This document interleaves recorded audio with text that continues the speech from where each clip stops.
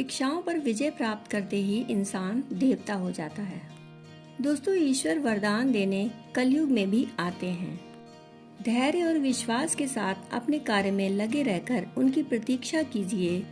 एक दिन ईश्वर आपको भी वरदान देने जरूर आएंगे। किस आधार पर वरदान देने का पात्र तय करते हैं भगवान, आइए जानते हैं एक प्रेरक कथा के द्वारा। एक आदमी को जीवन से बड़ी ख्वाहिशें थीं। उसे लगता था कि उसे बचपन में वह सब नहीं मिल सका जिसका वह हकदार था। बचपन निकल गया, किशोरावस्था में आया, वहाँ भी उसे बहुत कुछ अधूरा ही लगा। उसे महसूस होता कि उसकी बहुत सारी इच्छाएं पूरी नहीं हो सकी, उसके साथ न्याय नहीं होता। इसी असंतोष की भावना में वह युवा हो गया। उसे लगता था जब वह अपने पैरों पर खड़ा होगा तो उसकी सारी इच्छाएं पूरी हो जाएंगी। वह अवस्था भी आ गई, पर उसकी इच्छाएं इतनी थीं कि लाख कोशिशों पर भी वह पूरा नहीं कर पा रहा था। वह युवक बेचैन रहने लगा। इसी बीच किसी सत्संगी के संपर्क में आया और उसे वैराग्य उत्पन्न हो गया। वह स्वभाव से और कर्म दोनों से ही संत हो गया। संत होने से उसे किसी चीज की लालसा ही न रही। जिन संत की संगति से उसमें वैराग्य आया था, वह लगातार भगवान की भक्ति में ही लगे रहते थे। उनकी इच्छाएं बहुत थोड़ी थीं, वह पूरी हो जाती तो वह योग, साधना और यज्ञ हवन करते। इस युवक में भी वह गुण आ गए। अब वह भी संत हो गए। इससे उन्हें मानसिक सुख मिलने लगा और उसमें दैवीय गुण भी आने लगे। अब वह भी एक बार ईश्वर की लंबी साधना में बैठा। इसकी साधना से एक देवता प्रसन्न हो गए। उन्होंने दर्शन दिए और कोई इच्छित वरदान मांगने को कहा। संत ने कुछ पल सोचा, फिर देवता से बोले कि मुझे कुछ भी नहीं चाहिए। देवता ने प्रश्न किया, जहाँ तक मैं जानता हूँ आपकी ज्यादातर आकांक्षाएं पूरी ही न हो सकी। इस पर संत ने कहा, जब मेरे मन में इच्छाएं थीं तब तो कुछ मिला ही नहीं। अब कुछ नहीं चाहिए तो आप सब कुछ देने को तैयार हैं।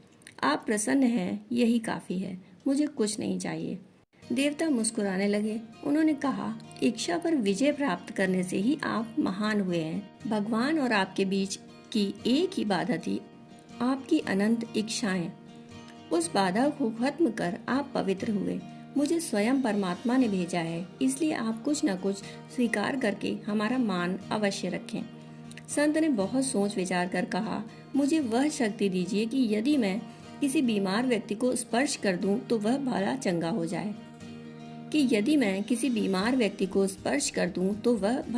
हो जाए। किसी सूखे वृक्ष को छू दूं तो उसमें जान आ जाए। देवता ने कहा, आप जैसा चाहते हैं वैसा ही होगा।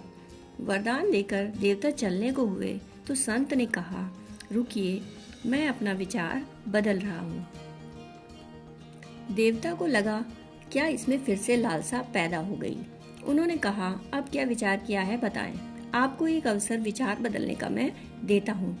संत ने कहा, मैं अपने वरदान में संशोधन चाहता हूँ। मैंने आपसे मांगा कि यदि मैं बीमार व्यक्ति को छू दूं तो उसे स्वास्थ्य लाभ हो जाए, सूखे वृक्ष को छू दूं तो वह हरा भरा हो जाए। मैं इस वरदान में एक संशोधन चाहता हूँ कि रोगी और वृक्ष का कल्याण मेरे छूने से नहीं, मेरी छाया पड़ने से ही होने लगे और मुझे इसका पता भी न चले। देवता को बड़ा आश्चर्य हुआ। उन्होंने पूछा, क्या आप ऐसा इसलिए मांग रहे हैं क्योंकि आप किसी मलिन या बीमार को स्पर्श करने से बचना चाहते हैं? संत ने कहा, ऐसा बिल्कुल नहीं। रोगी या मलिन व्यक्ति से दूर रहने के लिए मैं ऐसा नहीं मांग रहा। मैं नहीं चाहता कि संसार में यह बात फैले कि मेरे स्पर्श करने से लोगों को लाभ होता है।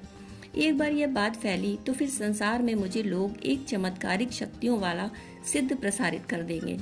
मैं लोगों का कल्याण तो चाहता हूँ, लेकिन उस कल्याण के साथ मेरी प्रसिद्धि हो यह नहीं चाहता।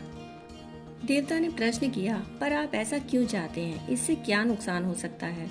संत बोले, शक्ति का एहसास मन को मलिन करके कुचक्रों की रचना शुरू करता है, चाहे वह कोई दैवीय सिद्धि ही क्यों न हो।